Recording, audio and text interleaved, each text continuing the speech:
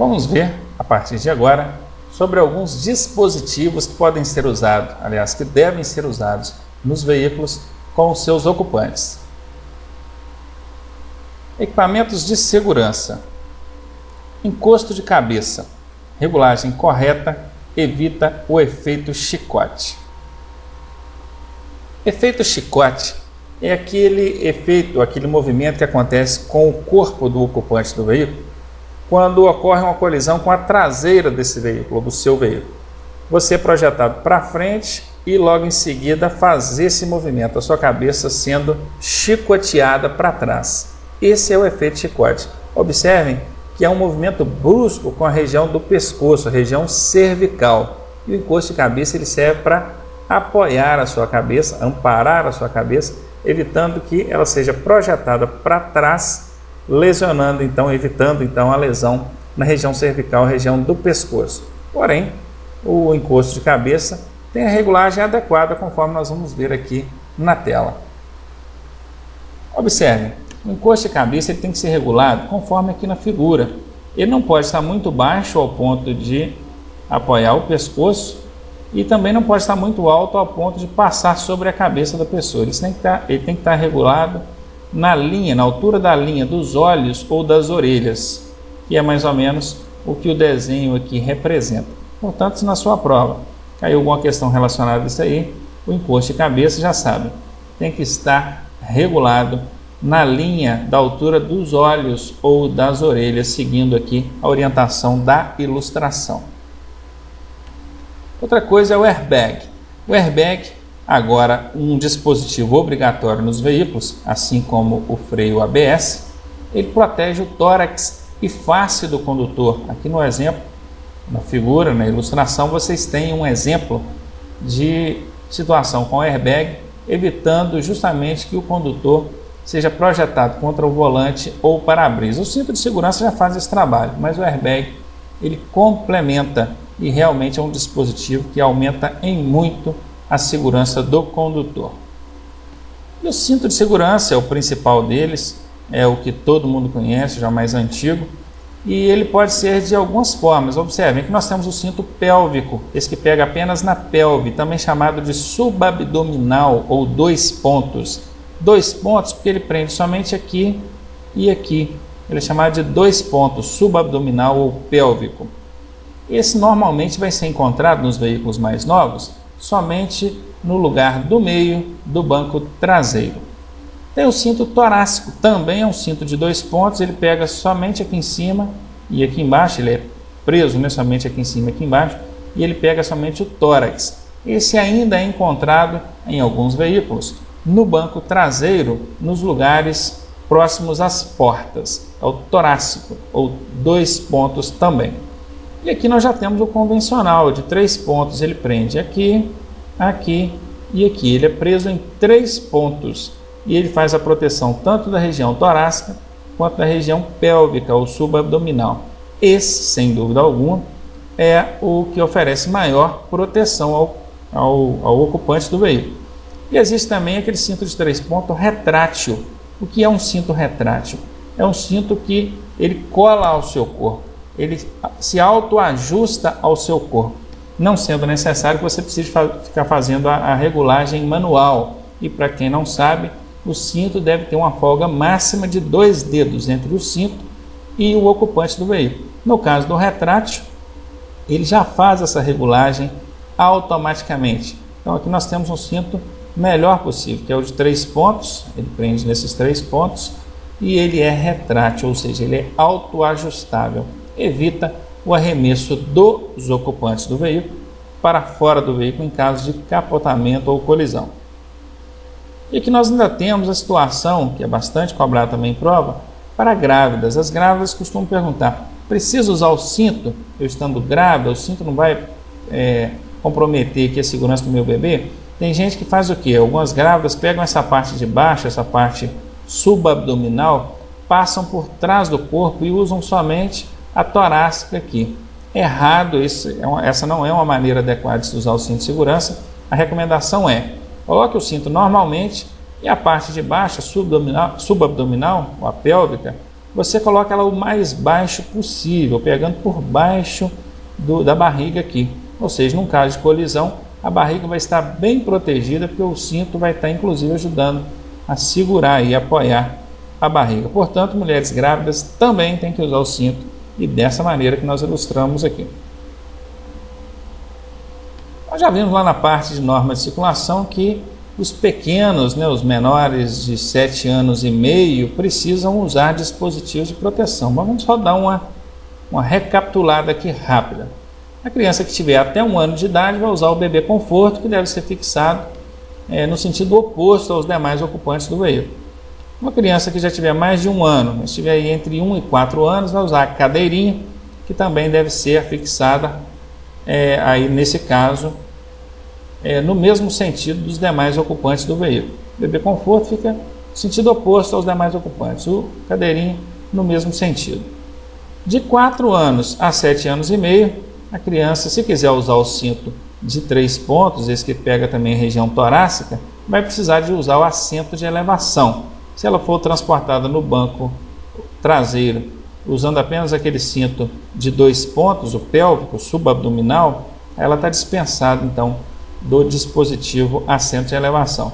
E as crianças que já têm mais 7 anos e meio não precisam usar nenhum dispositivo complementar, mas ainda devem ser transportadas no banco traseiro até completarem 10 anos. Completaram 10 anos, aí já podem ser transportadas no banco da frente. Ergonomia, já ouviram falar dessa palavra? Ergonomia? Pois é, ergonomia é a ciência que estuda a relação homem-máquina, a relação entre o homem e a máquina. Ela objetiva oferecer maior conforto e segurança aos usuários. Nós temos aqui alguns exemplos de avanços em razão da ergonomia, desse estudo em relação homem-máquina. Nós temos aqui a questão da postura dentro do veículo, a regulagem do banco.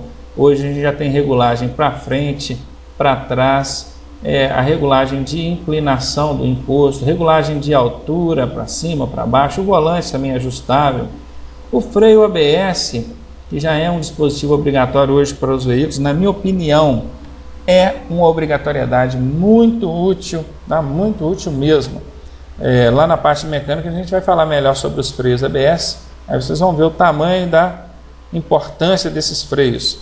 Aí o motorista deve, contudo, tomar cuidado com essa facilidade subjetiva, as facilidades que a ergonomia nos oferece, não descuidando-se da atenção e conduta correta ao dirigir o veículo. Aqui na ilustração a gente tem aí exemplos de testes feitos com bonecos, no caso, tentando representar a realidade, e aí vão ser feitos aí vários testes para tentar descobrir ou tentar chegar ao aprimoramento da máquina em relação ao homem, sempre oferecendo mais conforto, sempre oferecendo mais segurança. Contudo, o condutor não pode deixar se descuidar da atenção correta, e aqui a ilustração mostra bem isso. Vejam, atenção, olhos, direção, a mão aqui mudando a marcha, ele está com a atenção dele concentrada no ato de dirigir. Então, ergonomia é isso, é a ciência que estuda a relação homem-máquina, com o objetivo de quê? Oferecer maior conforto e segurança aos usuários. Cuidado para não confundir ergonomia com outros nomes parecidos, tá? Na hora da prova eles são mestres em fazer isso. Eles colocam economia, agronomia, autonomia, cuidado. O nome é ergonomia.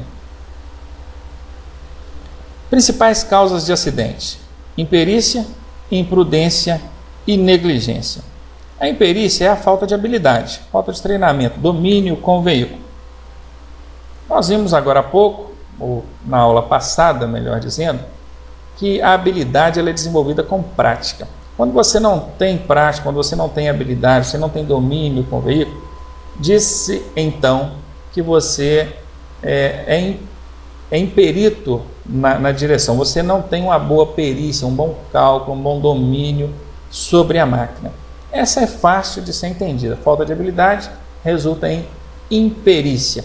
É aquele condutor que numa subida forte, um aclive, ou no aclive certamente, ele precisou de parar o veículo em razão do trânsito, na hora de sair, deixou o carro voltar, colidindo então com quem estava atrás, Ou então aquele condutor que na hora de fazer uma manobra de baliza, evitou a manobra com medo de errar ou esbarrar, ou então tentou fazer a manobra e esbarrou no carro de trás ou no da frente, ou subiu na calçada. São exemplos de imperícia, falta de prática, falta de habilidade, e este é um dos principais motivos ou razões para a ocorrência dos acidentes. E temos também a imprudência e negligência, que é bastante confundida aí pelos candidatos. A imprudência está relacionada a ato praticado pelo condutor. E a negligência é a indiferença do condutor diante de uma condição adversa. A ilustração aqui mostra: o sinal estava vermelho, o motorista que ouvindo o som não percebeu, não prestou atenção, estava ali concentrado aqui no som do carro dele, avançou o sinal vermelho. Isso é um ato inseguro, é um ato praticado pelo condutor, portanto é uma imprudência. Enquanto a negligência é uma indiferença. Observe que aqui esse condutor está cansado, ele está com os olhos, as pálpebras dos olhos já arriadas, ele não está aguentando mais. A cabeça dele, o que passa? Olha, ele está vendo aqui placa 30, 29, 28, ele já está delirando. E ainda assim ignora essa condição adversa, condição perigosa, e insiste em dirigir o veículo. Pois é, a imperícia ficou fácil de destacar lá, é a falta de domínio sobre o veículo, a falta de habilidade. Agora, a imprudência e a negligência, direto, constantemente, tem sido confundida entre os candidatos. Para não ter mais confusão, vamos fazer a seguinte relação. A imprudência, ela obrigatoriamente tem que estar relacionada a um ato, uma ação do condutor. Excesso de velocidade é uma ação do condutor, então é imprudência. Avançar o sinal vermelho é uma ação do condutor, então é uma imprudência. Agora imaginem, a negligência é o fato do condutor ignorar uma condição desfavorável. Exemplo, o veículo está com os pneus em mau estado de conservação, careca, vamos dizer. Aí ele pensa: poxa, conduzir o veículo nessas condições é perigoso. Eu vou fazer o seguinte, mas eu vou bem devagarinho. Observem que a ação dirigir devagar não caracteriza imprudência, mas caracteriza negligência, porque ele negligenciou o fato do veículo estar com os pneus em mau estado de conservação. Uma condição insegura, ignorada por ele, fez com que ele tomasse então uma postura negligente. Outra coisa, está chovendo muito forte, está vendo que as condições não estão favoráveis, mas ele insiste em manter ele dirigindo. Então ele está ignorando a condição chuva forte e está sendo negligente. Ou com sono, conforme a ilustração aqui mostra, ou muito cansado, certo? Então sempre que ele ignorar uma condição desfavorável, ainda que ele tome todos os cuidados necessários, ele está sendo negligente. Agora, quando o problema não é condições desfavoráveis, mas as ações do condutor fazem com que a situação fique perigosa, aí ele está sendo imprudente. Aderência. Aderência é a capacidade de atrito do pneu com o pavimento, ou seja, é a capacidade que os pneus têm de agarrarem na pista. A aderência está diretamente ligada a quê? Calibragem correta. Veja, se os pneus estiverem com pouca pressão ou pouca calibragem, vai acontecer isso aqui, ó. Ele vai gastar nas bordas do pneu e o meio do pneu vai ficar ainda com a banda de rodagem boa, mas as bordas, as laterais vão desgastar. E excesso de pressão, o que acontece? Aí desgasta mais o centro do pneu, as bordas ficam conservadas. E a pressão correta é aquela onde a banda de rodagem, o desenho do pneu, está todo assentado corretamente no pavimento, certo? E assim você terá uma melhor aderência, uma melhor capacidade de aderência ao pavimento. Outra coisa, também está diretamente ligada à conservação dos pneus. E como é que a gente sabe se um pneu está em bom estado de conservação ou não? Tem muita gente que espera o pneu ficar careca, liso, para trocar. E não é por aí. Um pneu ele precisa ter pelo menos 1,6 milímetros de desenhos, de sulcos, de frisos aqui na banda de rodagem, correto? E como é que você vai saber se ele já chegou nesse 1,6? Todo pneu ele tem umas marcações aqui no meio dos frisos, são uns alto-relevozinhos. Se você pegar uma caneta e passar aqui, você vai sentir um alto-relevo. Aqui no caso tem um alto relevo desse, aqui tem outro, não sei se vocês conseguem ver pela imagem, mas tem aqui entre os frisos uns alto relevozinhos que são os delimitadores de desgaste. Esses alto relevos, eles têm exatamente isso, 1,6 milímetros, que é o alto relevo dele. A banda de rodagem, um pneu novo, ele tem aí em torno de 8 milímetros, 0,8 centímetros a 1 centímetro. Ele vai desgastando até chegar aqui nesse 1,6 milímetros. Chegou nesse alto relevozinho, você tem que trocar o pneu. Não precisa, aliás, não pode deixar que o pneu comece a desgastar esse alto relevo e chegue a ficar totalmente liso. Isso constitui uma infração grave, passível inclusive de retenção do veículo, em razão de você estar conduzindo um veículo em mau estado de conservação. Esse alto relevo tem nome, ele chama-se TWI. Tá aqui, ó, TWI. E é uma sigla em inglês, certamente, obviamente, não vai perguntar na prova de vocês o significado disso, mas é Tread Wear Indicator, indicação de trilha, de desgaste ou algo assim. Eu não me preocupei ainda em ver a tradução exata, mas está diretamente relacionado a desgaste, delimitador de desgaste do pneu, é o TWI. Tá? Então na sua prova caiu, TWI é o delimitador de desgaste que esse alto relevo tem aqui. Não vai perguntar o que significa, vai perguntar apenas o que é o TWI, que é esse delimitador de desgaste do pneu. Aquaplanagem ou hidroplanagem. É quase 100% de certeza de cair alguma questão na sua prova envolvendo isso aqui, tá, gente? Sempre cai. Aquaplanagem é a perda total da aderência. Olha, a aderência é a capacidade que o veículo tem de se agarrar no chão, no pavimento. Na aquaplanagem ocorre a perda total. Prestar atenção, ou seja, não tem aderência nenhuma, perda total da aderência. O veículo não toca mais o chão ou o pavimento. Então, perda total da aderência dos pneus com o pavimento, devido a uma fina camada d'água formada entre a pista e os pneus. Aqui na imagem ao lado até tenta representar isso, aqui embaixo também, mas enfim, já sabem o que é aquaplanagem, que também pode ser chamada de hidroplanagem. Cuidado, tá com isso aqui, ó, aqua e não água. Planagem não é água de água, não, é aqua de pato. Aquaplanagem ou hidroplanagem. O que fazer se o veículo aquaplanar? Reduzir a marcha, puxar aí uma quinta para uma quarta para uma terceira, sempre soltando a embreagem, que é para o veículo tracionar também as rodas, e virar levemente a direção. Esse virar também pode ser chamado de esterçar, tá? Então, se na sua prova cair esterçar, você vai entender como virar levemente a direção. Agora, o que não fazer de jeito nenhum? Frear. Não pode frear. O veículo não tem aderência nenhuma com o pavimento, ele não tem contato com o chão. Se você freia, o que vai acontecer? As rodas vão travar e você vai perder o controle do veículo totalmente. Também não pode virar bruscamente a direção, senão o veículo vai rodopiar. Transferência de massa. Massa aqui pode ser compreendida como peso. Consiste na sobrecarga do peso no eixo traseiro ou dianteiro, em razão da aceleração ou desaceleração, quer dizer, frenagem do veículo. Gente, eu vou tentar dar um exemplo prático aqui para vocês entenderem exatamente o que é essa transferência de massa. Imagina você sendo o garupa, você sendo o passageiro de uma motocicleta. Enquanto essa motocicleta está parada, você está tranquilo, você pode até soltar as mãos que nada vai acontecer. Agora, no momento que o condutor, o piloto dessa motocicleta, sai com a motocicleta, você já sente o seu corpo sendo projetado para trás. E é isso que acontece com o peso, a massa do veículo, não só com a motocicleta, com o automóvel também, qualquer veículo.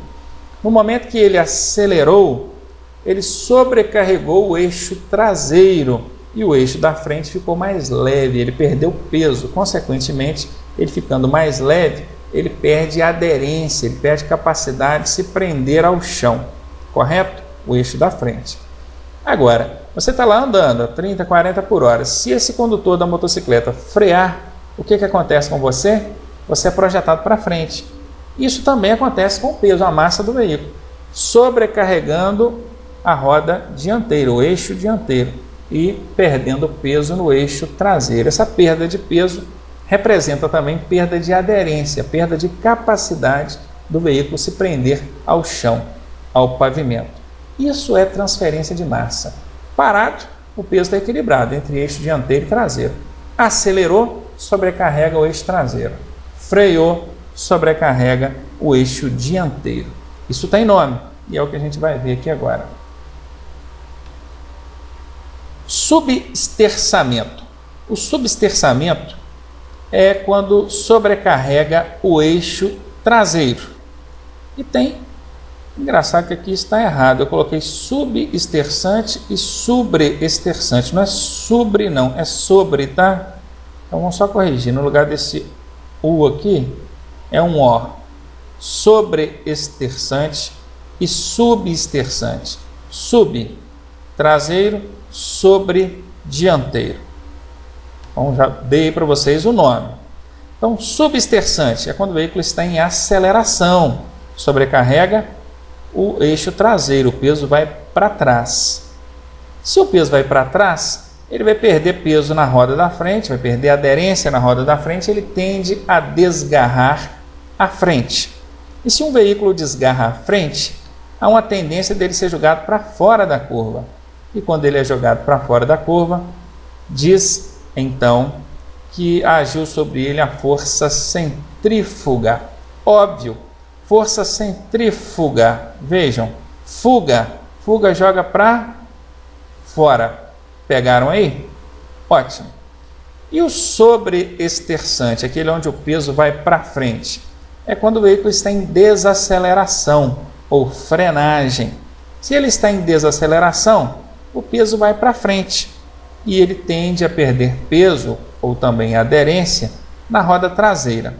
Gente, se aqui no substerçamento se o peso foi para trás, consequentemente ele desgarrou a frente, aqui se o peso vai para frente ele vai desgarrar a traseira. E desgarrando a traseira também vai acontecer o oposto. Quando ele desgarrou a frente, ele foi jogado para fora. Quando ele desgarrar a traseira, ele vai ser jogado para dentro da curva. E quando ele é jogado para dentro da curva, chama-se força centrípeta. Muito bem. Agora olhando para mim aqui e olhando também para a tela, que vocês estão vendo aí a telinha com o meu rosto, estão vendo toda a explicação aí do ambiente, da área aí, da tela. O que acontece? Vamos tentar entender. Veículo em aceleração, o peso foi para trás. A roda da frente ficou mais leve, perdeu a aderência e esse veículo, se tiver que desgarrar, ele vai desgarrar a frente. Desgarrando a frente, que começa com F, ele é jogado para fora, que também começa com F. E fora é força centrífuga. Fuga é para fora. Fizeram a relação? O contrário, ou o oposto, é o que a gente tem lá no sobresterçamento. O sobresterçamento é quando você freia, desacelera, sobrecarrega o eixo dianteiro. Consequentemente, ele vai perder peso atrás, vai perder aderência atrás, e se tiver que desgarrar, ele vai desgarrar a traseira. Desgarrando a traseira, ele vai ser jogado para dentro da curva, porque quando ele desgarrou a frente, lá do outro lado, ele foi jogado para fora. Óbvio, desgarrou a frente, jogado para fora, F, F. Agora, desgarrando a traseira, ele vai ser jogado para dentro. E a força da física que atua sobre ele é a centrípeta. Talvez você não consiga guardar aí, centrífuga e centrípeta, são nomes difíceis, mas você vai guardar que o fuga é o que joga para fora. Pronto, o que sobrar é o que joga para dentro. E assim fica mais fácil de se compreender. É a parte mais chata, na minha opinião, essa é a parte mais chata desse módulo de direção defensiva. Mas é necessária porque ela é cobrada em prova. Portanto, aprendam a dar nome. Tá? Quando sobrecarrega o eixo traseiro, qual é o nome? Substerçante. E quando sobrecarrega o eixo dianteiro, como é que é o nome? Sobresterçante. Veio que foi jogado para fora da curva, força centrífuga.